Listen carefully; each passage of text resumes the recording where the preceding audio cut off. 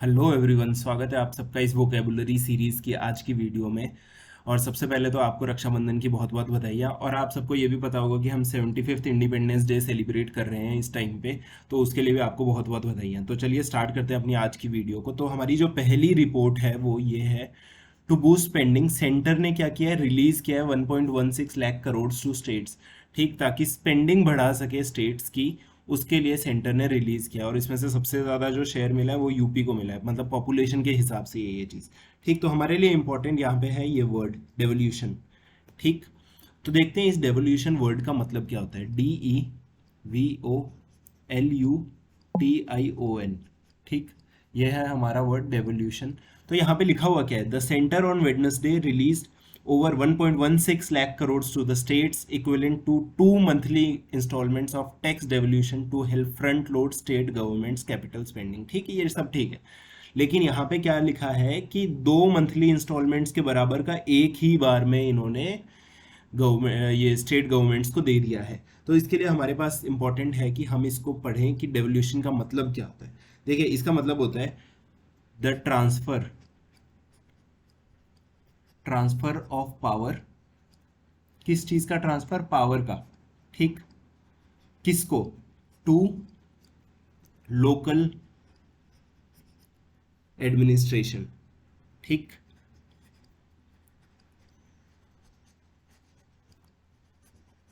Local administration को transfer of power की बात की जा रही है यहाँ पे। ठीक, तो यहाँ पे लोकल एडमिनिस्ट्रेशन क्या होता है? लोकल एडमिनिस्ट्रेशन वो होगा, जैसे कि हमारा ये स्टेट्स है, इसको हम बोलेंगे लोकल एडमिनिस्ट्रेशन, क्योंकि ये लोकल लेवल पे काम करते हैं। और सेंटर हमारा सेंट्रल लेवल पे काम करता है। तो ये हमारी सेंट्रल गवर्नमेंट है और ये हमारी स्टेट गवर्नमेंट है। तो यहाँ पे डेवोल्यूशन का मतलब क्या होता है? सेंट्रल गवर्नमेंट से स्टेट गवर्नमेंट के पास में जो पावर्स जा रही होती है या कोई भी चीज़ जाएगी, उसको आप बोलोगे डेवोल्यूशन। तो यहाँ पे क्या हो रहा है, हमारा जो ये फंड्स है 1.16 लाख करोड़ है, ये सेंटर से जा रहे हैं स्टेट के पास में। ठीक, आसान था। अब इसको हम देखते हैं कि इसके सिनोनिम्स क्या क्या होते हैं। ठीक, इसके सिनोनिम्स होंगे, एक होगा डिसेंट्रलाइजेशन।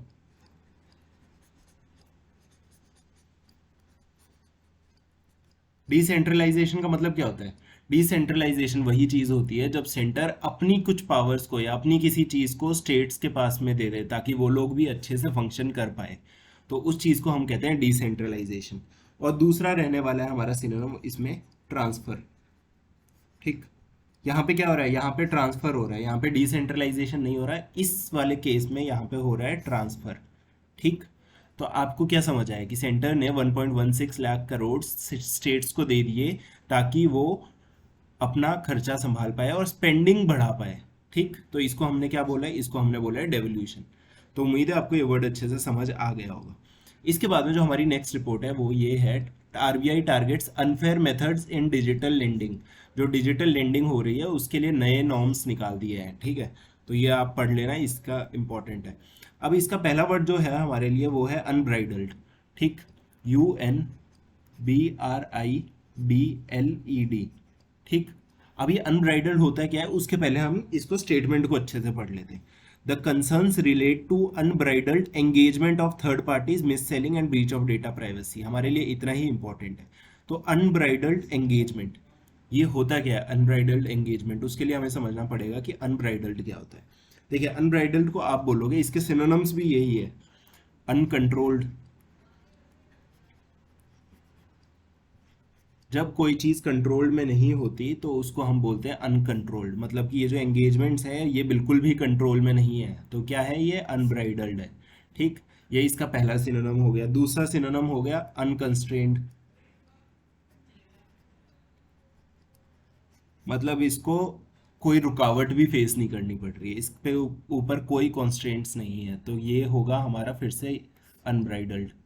इन दोनों सिचुएशंस के लिए या इन दोनों वर्ड्स के लिए आप तीसरा और नया वर्ड यूज कर सकते हो, अनब्राइडल्ड। ठीक, मतलब कि ये जो एंगेजमेंट्स हो रही है थर्ड पार्टीज की और मिस सेलिंग हो रही है, डेटा डेटा प्राइवेसी की ब्रीच हो रही है, ये सब क्या हो रही है?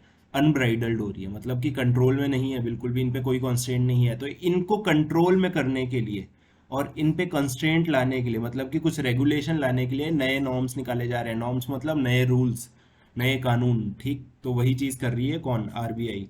ठीक, इसके बाद में जो हमारा नेक्स्ट वर्ड है वो इसी रिपोर्ट में से है वो है एग्जॉर्बिटेंट। आप लोगों को पता होना चाहिए, अगर नहीं पता है तो आज पता लग जाएगा, ठीक।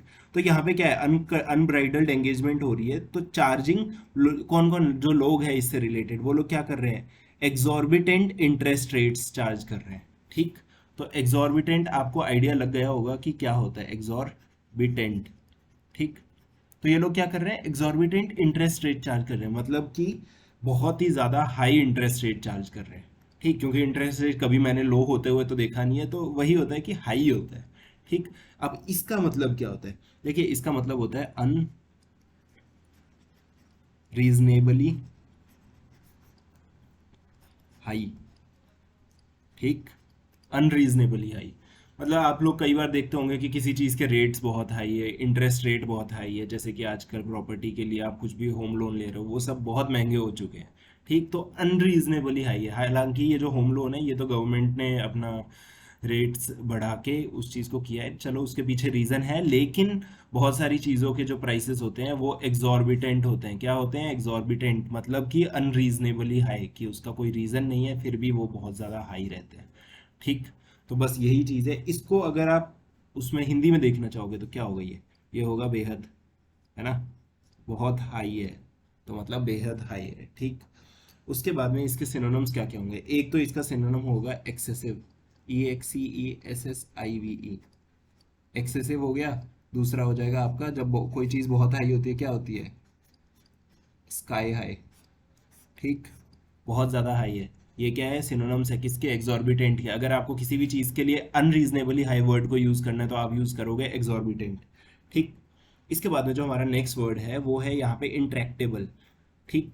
इंट्रैक्टेबल यहाँ पे क्या लिखा हुआ है कि ensuring adequate foods, housing, education, ये सब जो कुछ भी है, ठीक है, principles of common but different responsibilities for improving the quality of life, all households can guide deliberations in other fora on problems that seem intractable in multilateralism, ठीक।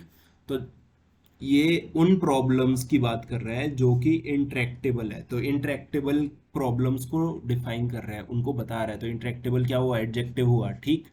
तो देख लेते हैं, INTRACTABLE, इंट्रैक्टेबल, ठीक। इंट्रैक्टेबल का मतलब क्या होगा, आप इसको अच्छे से एक्सप्लेन करें तो ये होगा हार्ड टू कंट्रोल, इसको कंट्रोल करना मुश्किल है, या फिर और डील विथ, इसके साथ में डील करना मुश्किल है, इसके साथ में काम करना है, मतलब किसी भी चीज़ में ये प्रॉब्लम्स जो है ये इंट्रैक्टेबल है, मतलब कि हार्ड टू कंट्रोल है, ठीक। मतलब इन प्रॉब्लम्स के साथ में डील करना बहुत मुश्किल हो रहा है, किसमें, मल्टीलेटरलिज्म में, ठीक। तो बस ये आपको समझ आ गया होगा। इसके मैं सिनोनिम्स आपको बता देता हूँ। सिनोनिम्स, इसका पहला सिनोनिम हो जाएगा अपना अनमैनेजेबल,